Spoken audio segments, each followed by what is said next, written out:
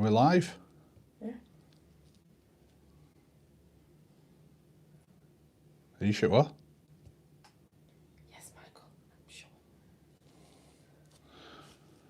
Good evening, welcome to Monday Night Golf Night. We are live. We are at the earlier time tonight and we are a bit limited because I do have to go and do the airport run. So we are a little bit tonight running a little different. Okay, I'd like to thank you all for joining. When this laptop decides it's actually going to work, we'll be quite happy. Because apparently I'm still not live on this. I don't know what's going on. We love our technical difficulties here on the Tall Golfer Network. Can I just remind people, please, this is a golf channel. We keep purely about golf, nothing else. Okay, we know there's a lot going on at the moment, but can we please stick to golf? There we go, we've got it now. Okay, we have 199 subscribers. Wow, that is brilliant. Let's see if we can get to 200 by the end of the night. Who knows? Joey, hi Joey. Okay. Going to start with a shout out to my gorgeous niece Sienna for absolutely fantastic filming yesterday. Did me a massive favour. Hopefully we got some great quality videos for you over the Christmas festivities. When you're in that spot where you don't know whether it's Christmas Day or New Year's Eve, whatever it is, hopefully we can get it going. Paulina, thank you. Hi. Okay, I'm going to start this week with obviously Live Golf. I'm going to start with the Jon Rahm was official. It was announced last Wednesday.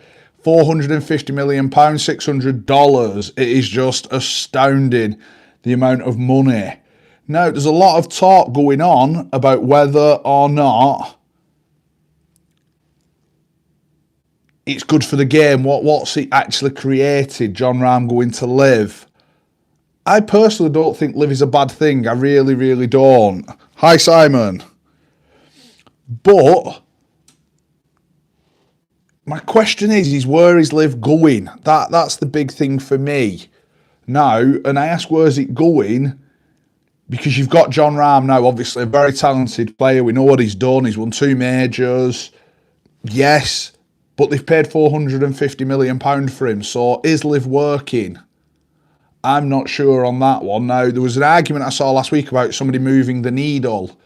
You know, and they were saying something like Jordan Spieth with his social media presence, he moves the needle. But I look at that a little bit and think, well, Jordan Spieth's not really done out now for a few years. Great player, I have nothing against Jordan at all. I'm actually a really big fan. But in terms of this moving the needle, does Jordan Spieth really move the needle? Does he move it more so than Jon Rahm? I wouldn't think so. I think the next couple of weeks now is going to be interesting for who else moves to Live. My question will be, can Liv afford to keep paying this kind of money still? Because, you know, 450 million is an awful lot of money. Now, if Jon Rahm wants that, you've got to imagine Rory would want that, Justin Thomas, Jordan Spieth, these other players would want that. Now, one name that has been mentioned, Tony Finau. I don't have a problem with Tony Finau. I do feel he's overhyped.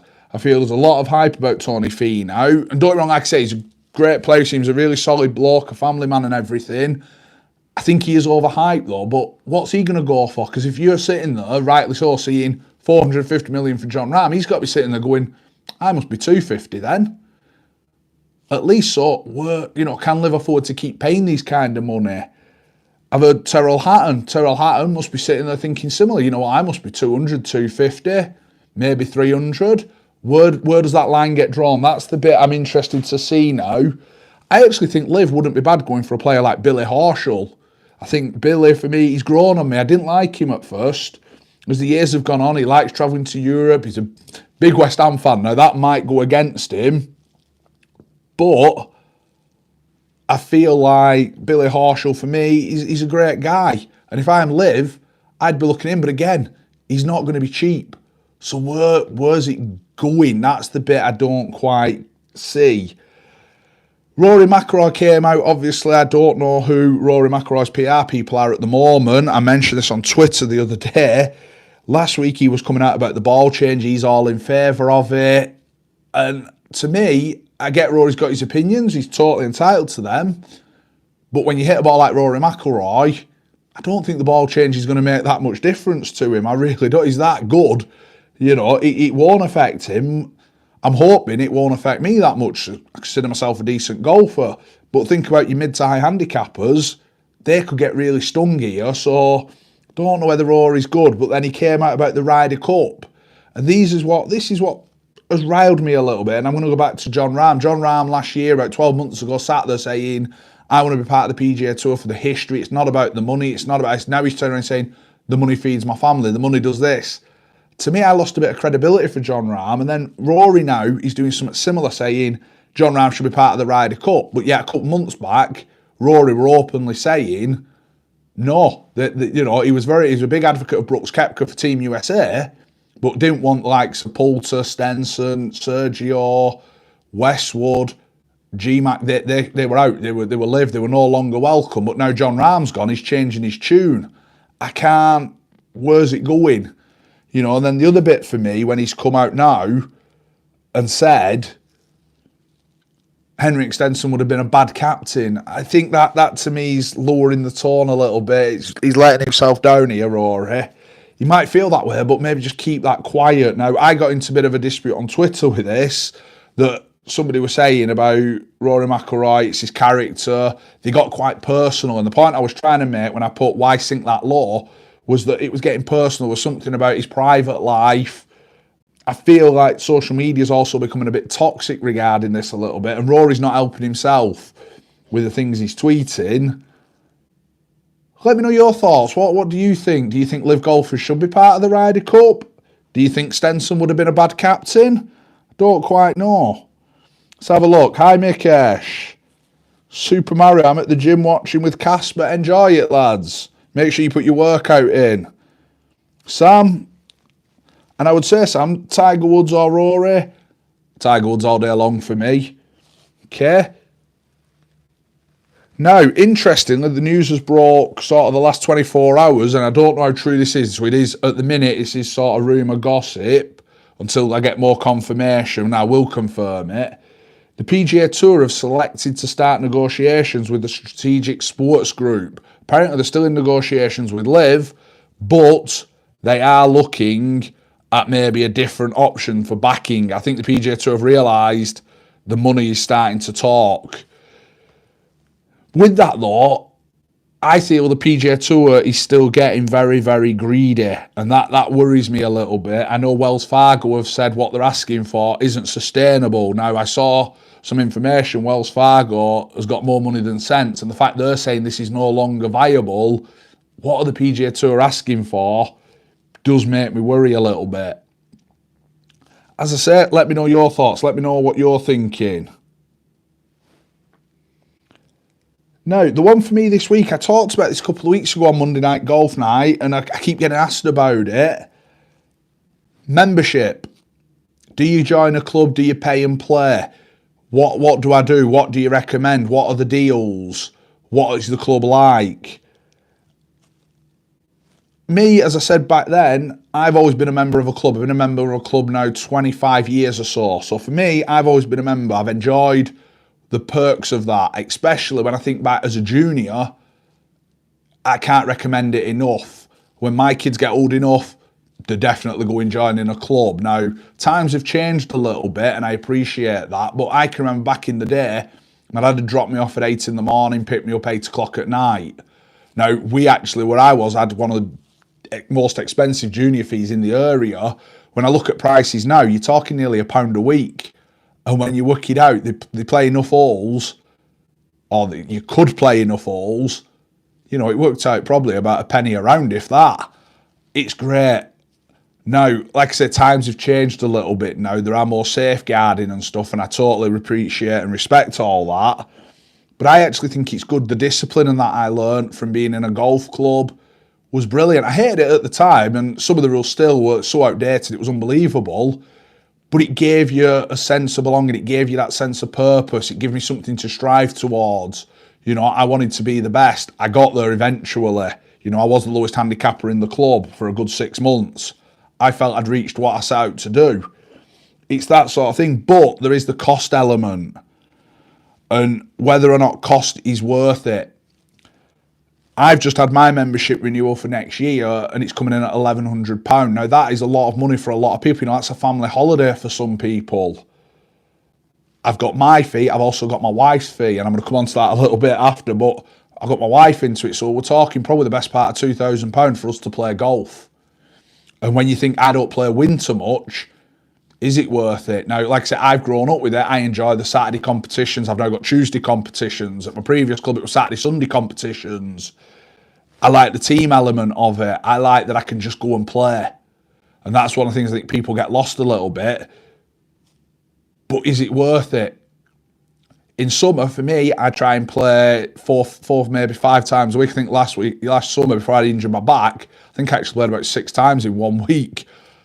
You know, just through circumstances, but I have that option. I like having that option. But if you're only going to play maybe once, twice a week, you know, £1,000 now, which seems to be sort of an average cost, is it worth it?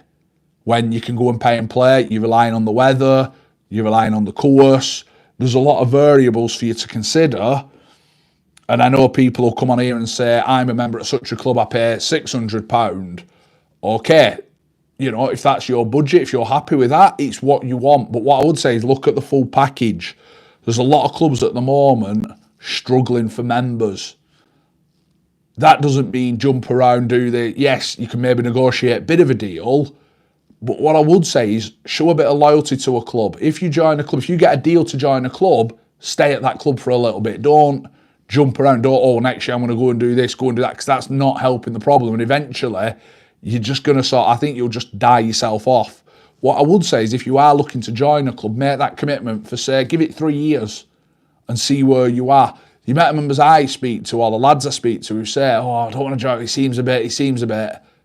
But once you're actually in that club, it's a whole different ball game. Like I said, I joined a new club this season. I've gone in as totally new. I've met some absolute cracking people, great set of lads. Yes, there's 1 or 2 who, you know, you will always get that in life. But the majority have been really welcoming. I've had a message, would you be interested in playing for the teams? Would you be interested in this? I put myself forward because I enjoy that sort of stuff. And I felt a bit awkward at one point because they said, our home games are Friday night, but the away ones are Thursday. I couldn't do Thursday. I had childcare. And I felt a bit awkward. But you know what? I put it out there. I said, I can't do Thursday. I've got childcare, but I can play these. Absolutely brilliant. Now, it's a shame I injured my back and I couldn't play at all, because I felt like I've missed maybe opportunities there. But I've absolutely loved it. Like I said, I've met some great people. I've got friends of mine who've joined new clubs. They absolutely love it. You know, and they're saying I've met a great set of lads. Also, lads then who help them with work. The other side of things, you know, there is a lot of opportunities for communication, development, relationships. It is brilliant, that side of it. But like I say, it is the cost. Golf isn't a cheap sport to initiate into. And I'm going to come a bit more now onto that. With equipment, I'm sure most of you have seen now Costco have launched the Kirkland Signature Iron. I believe they're retailing in the States at $500 US. So I'd imagine they're probably going to be about £500 here, but I'm going to keep my eye on it. Now, they look a really nice iron. I'm hearing comparisons to TaylorMade, the P790s. How true that is, I don't quite know yet, and I'm going to do my utmost to try and get a set. The biggest question I've got is there going to be a custom fit set? Obviously, the tall golfer, I can't play with a standard set of clubs. My back's bad enough as it is. That would ruin it. I'm hoping Costco maybe go along the bit of a batch series of we sort of have standard, extra large, extra large, small, maybe extra small. You know, think about a clothing sort of thing. If you're mass producing clubs like that, might be the way forward for manufacturers. You know, Costco do generally deliver, I would say, decent products. I wouldn't say that they're phenomenal, but I think the value for money, they really are. So I'm looking forward to having a look. But linking that in with your membership, you know, if you're going to pay £1,000 for membership, £500 for a set of irons, you've got to get a driver, putter. It's starting to add up. Have a look around. You know, even eBay. eBay used to be a great place for bargains. Not quite the same anymore now. So it is that weighing up. Can you afford it all in one go? If you are a modern golfer now, like I say, if you've not got the time commitments, maybe build up to a membership and see and weigh up your costs. Weigh up, is it worth it? If you're only, like I say, if you're only going to play once, maybe twice a week, you might be better pay and play. Go and play a different course. build your set of clubs, get them sort of out the way. 12, 18 months time, you might look at joining a club. There's different ways around it.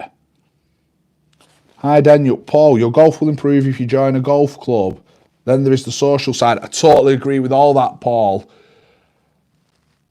I think it depends what you're after, really, whether it'll improve your golf or not. I think if you're looking just for something to do, get you out the house, you know, I don't think maybe it will improve your golf, but I think if you're looking to, you know, show a bit of commitment, you know, play competitions, beat your mates, I think it's that element that raises your game a little bit, that competition.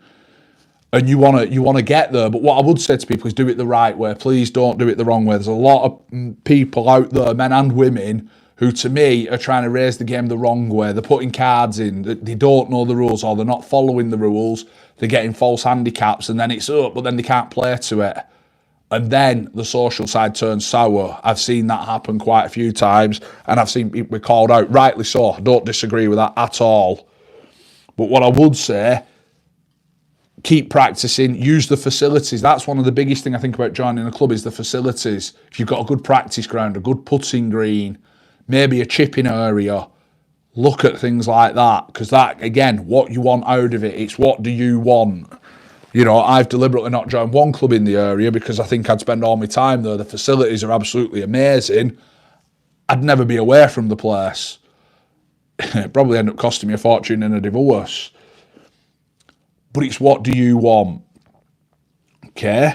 Like I say, most clubs do have a great social side as well now. They're starting to grow it. They have events, New Year's Eve, Valentine's, summer balls, presentation evenings. It's becoming a lot. People think, but actually when you get in there, it's not what you think. There is that sort of image, that perception that golf's still snooty, it's still, Them days I think are gone now. Like I say, I go back to juniors. Yeah, like I say, when I joined, I think it was £125. We were the dearest club in the area by a mile, and it was because the old guard didn't want juniors. Now they've reduced it down. I think if you've got a full paying adult, it's free. If not, I think it's 60 quid. It's like I say, it's just over £1 a week. Bargain. Get your kids into it, get them playing. Golf is a great family game, and I think the biggest thing I like, and I've come to realise, is there's a very level playing field. If your handicaps are correct, there's a very level playing field. You know, I play off 3, my wife's off, her index is 54, I think her actual handicap's 58 or 59. It's a massive balance. So yes, she will have bad holes, but when she has a good hole, she comes right back into it, and it's great to see.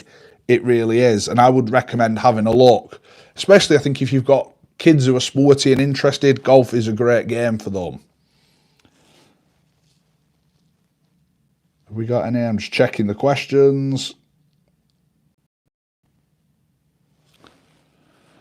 The Alfred Dunhill Championship was down in South Africa. Again, I watched bits of it over the weekend. I've had quite a busy weekend, but I watched quite a bits of it. Shame you stay, Charles Schwartz and Louis Oosthuizen. Again, 2 live golfers. Battled out today, Louis Oosthuizen won. If you ever want to copy a swing, have a look at Louis Oosthuizen's. It is top draw. It is really high quality, very easy, very relaxed. He's one of them, I think if he could putt, he'd probably have won 5 or 6 majors by now, Louis. It's such a shame. Charles Schwartz, I'll never forget what he did at the Masters where he birdied the final 4 holes to win. Great player. Just seems to have lost his way a bit, Charles, somewhere. But Louis, always, without doubt, smooth swinging, always up there. Like I say, if he could putt, I think he'd be a lot better. Interesting this week, the Grant Thornton Invitational, a mixed event. I watched some of that. I don't know if the format quite was what I wanted with the scramble, things like that, but I could see where they were going. I quite liked it. Lydia Ko and Jason Day played phenomenal golf. They dovetailed really well, got the job done. Both 2 very great players. You know, they deserved the victory. I liked things like yesterday, Lexi Thompson, Ricky Fowler dressing all in pink. I thought that gave it a bit of an edge. It showed golf in a different light. I think it opened it up to a lot of people. People have been saying they'd like to see more of it. Yeah, I would. I'll go with that. This year I played quite a few mixed events with my wife, and you know what? It's opened my eyes. I'd never, beforehand, I'd have been, not a chance. Obviously, to help encourage her, get her playing. It's actually been quite interesting, really. I've enjoyed playing the mixed events and seeing the different sort of standards, the different aspects of the game, you know, that you don't always see in the men's game. You also see a different strategy. And that's the big thing for me. I remember watching Lexi Thompson when she played the PGA Tour event a couple of weeks back. I was rooting for her, but I really liked the strategy she was taking. If I hit driver, I'm in them bunkers. Most of the men were flying the bunkers. Lexi, I'm going to hit 3-wood short, and I'll hit this, I'll take this in. Yes, there's always going to be the distance debate. We know that. It's science. We can't argue with that. But the way she plotted her way around and finished level par, I really enjoyed. And watching this mix this week, some of the thinking, some of the conversations have been absolutely brilliant to watch and listen to. Jason, does Louis still play with the blueprints? I actually don't know. Since he's gone to live, there hasn't been many comments on what these lads are playing. The only one I seem to know is about Bryson and that driver he's got. Doesn't seem to be much talk about it now. I remember watching an interview Miguel Angel Jimenez says, and he said he was one of the few players who could actually hit them irons, Louis. He said they were an old traditional blade, that if you didn't quite catch them, they went nowhere. He says, but if you ever watched Louis hit them, he says you'd never notice that. He's such a good ball striker. I will look into that and get back to you. Back to Liv. They had the promotion event this weekend, and again, it's this Liv is just, I can't get my head around it. From the point of view that I look at the three lads who've qualified. Now, Kali Samua, Kieran Vincent and Junicho Kazuma qualified. Laurie Cantor missed out. Now, they're not household names. Kali Samua's been around a while. He's done bits on the DP World Tour, European Tour, whichever you want to go with. But, you know, is he a household name? Not really. Kieran Vincent, his older brother Scott's already on Liv, and I believe his older brother's reports I've read, he's quite a sound lad. He paid for his brother to play the Asian Tour. He's really supportive. It's great to see, but again, you know, he's not really a household name. He's not somebody who's going to, I don't feel, set the world alight. I hope he does, because he's young. Same with Kazuma. They're not household name. Now, Kazuma's obviously from the Asian Tour, and he's big in Asia, but again, doesn't really set the world alight to me. He's not somebody who's come across that way. And I'm looking at Liv, and like I said before, I'm looking at DJ, Brooks, John Rahm now, Bryson, the bigger names, Cam Smith. And then you've got these lads. I can't see where Liv's going. You know, I feel like Liv's trying to almost tick a lot of boxes where it's got informed players who are world beaters. It's then got the old guard with Lee Westwood, Ian Poulter, G-Mac, some of them Richard Bland. It's almost like we'll tick the seniors box. Then we've got the lesser knowns almost. We give them chances. I don't know what Liv are trying to do. Now, there's talk they're going to expand the teams. Again, I'm sitting there now looking at some of the teams because there has been changes. Obviously, they're still doing the transfers, the swapping, however they call it. But, you know, I'm looking at that and I'm thinking, is there a salary cap? How's it working? You know, you've got, because most of the big guns have asked for their own team, so then you're picking players, but you're almost picking players who are almost Rans or not at that level. So I can't work out where it's going. So to me, I am a little lost with the Liv and what they're trying to achieve. That's the bit I'm a little lost with. Right, have we got any more questions? Anybody got any questions? Anybody interested in anything? Come on, we're at 199 subscribers. Can we get to 200 tonight? I've got 5 minutes, so ask away, guys.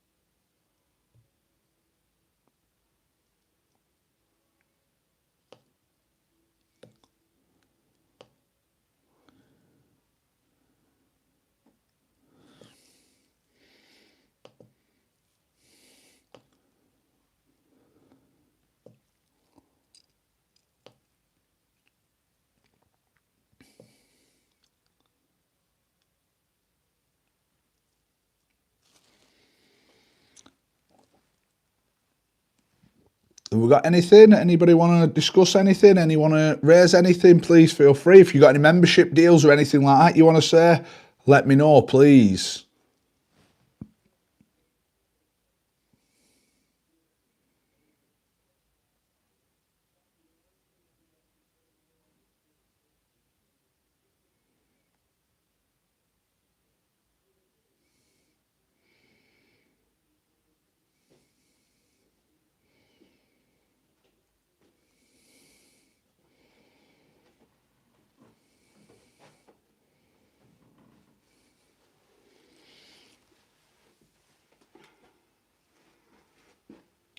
How old were you when you started playing, Paul? I started playing, I was I'd say about 6 or 7 when I started just playing. I started going up with my dad. You weren't allowed to join a club till you were 10. I wanted to join because my dad was out until I was 10. And I joined when I think I just turned 11. My dad, I remember having the interview. You had to go and have an interview even as a junior. Then I remember having to have the interview on a Saturday night at 6 o'clock, which I always thought were very strange. And it was years later, I twigged the reason that was because the person interviewing played golf at 1 o'clock on a Saturday.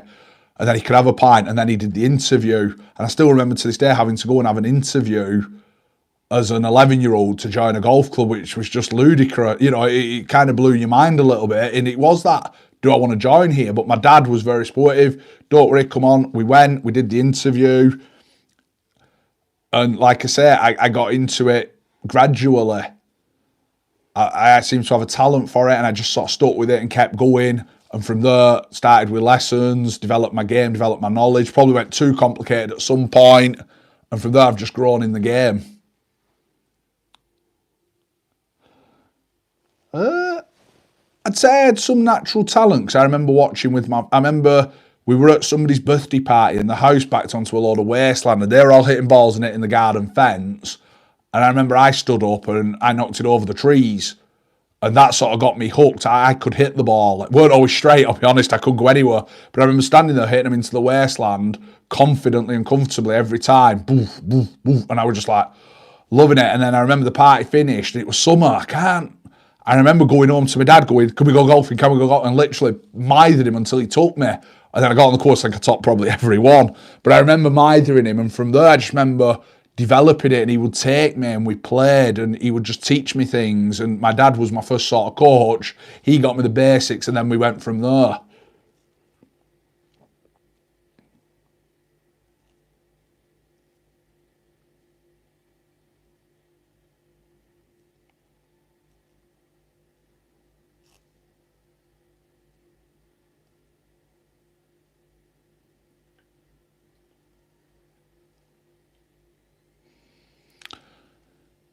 Right, guys, I'm going to have to leave you there. I've got to go and do the airport run.